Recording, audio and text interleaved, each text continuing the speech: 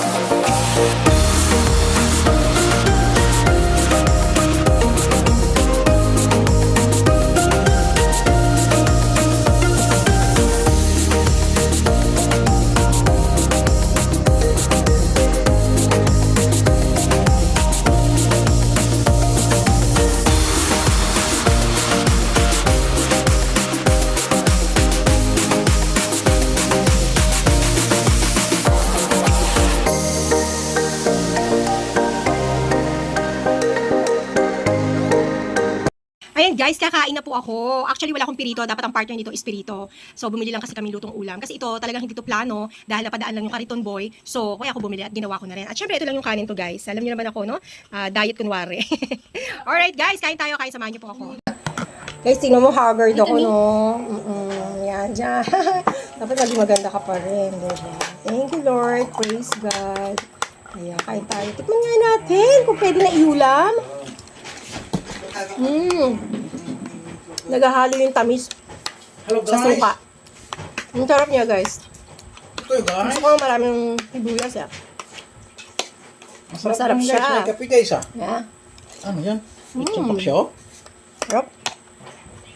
Sarap yan guys. Kung may biniling ditong ulam. Ang sarap ng ulam nyo. Ano ito tinulaan eh? Ha? Ano yan? Ayan. Ano yan guys? Kain tayo, sarap. Hagdan guys. Ha? Andyan sa loob. Sarap. Wala yung malagyan. Mm. Balik mo na lang dyan pagkatapos guys. Sarap ng ensalada. Lalo kung yung ganito, sarap yan. Ang Mas sarap ang yan, ano guys. ng partner ba?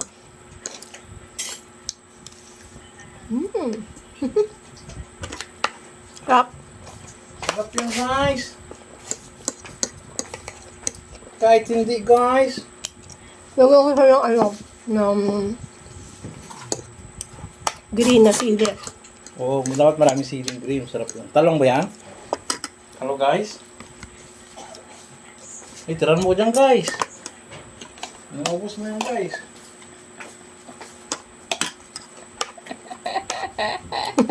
Walang papansin, no? Nagbablog ako eh. Nagbablog ako, guys. Kung ano na sinasabi, guys, gasin kita dyan eh. Diba? Hello guys. Ano ba? Ay, Bablog ako dito eh. Kain na tayo, guys. Pang-aso yan si Francis.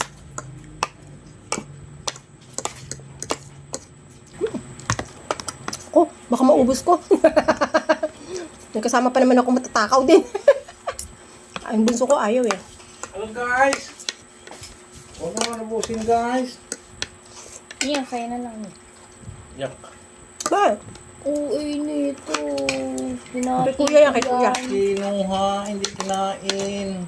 Pinipilit lang. Huwag ka na maingay, kita mo na yun. Hello guys. Papansin na, no? Kita mo, boses ko lang dapat naririnig, pati boses mo. Okay.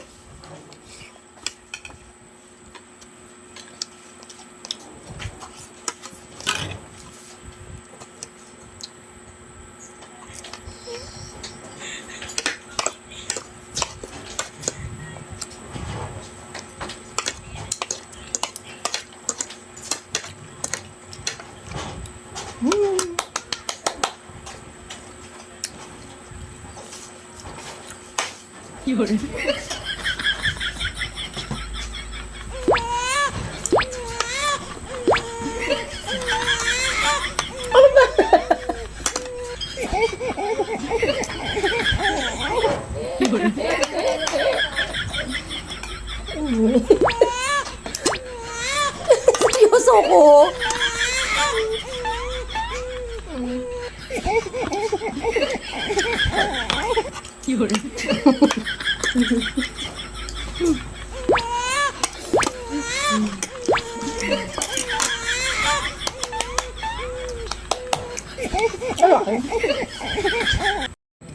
Okay guys, salamat po sa inyong panonood sa akin, no? Kahit na ganun lang kasimple yung ulam ko. Ensaladang talong. Alam niyo naman ang talong, masarap yan eh. Ayan guys, so kung hindi pa po kayo subscribe sa aking YouTube channel, well, wag niyo na po pag-isipan. Pindutin niyo lang po yung aking subscription, yung subscribe na button, tapos yung aking all notification para updated po kayo sa lahat ng aking video, di ba? Alright mga ka-oga, syempre gagawin ko din po yan sa inyo. Alright, bye. I love you. Mwah.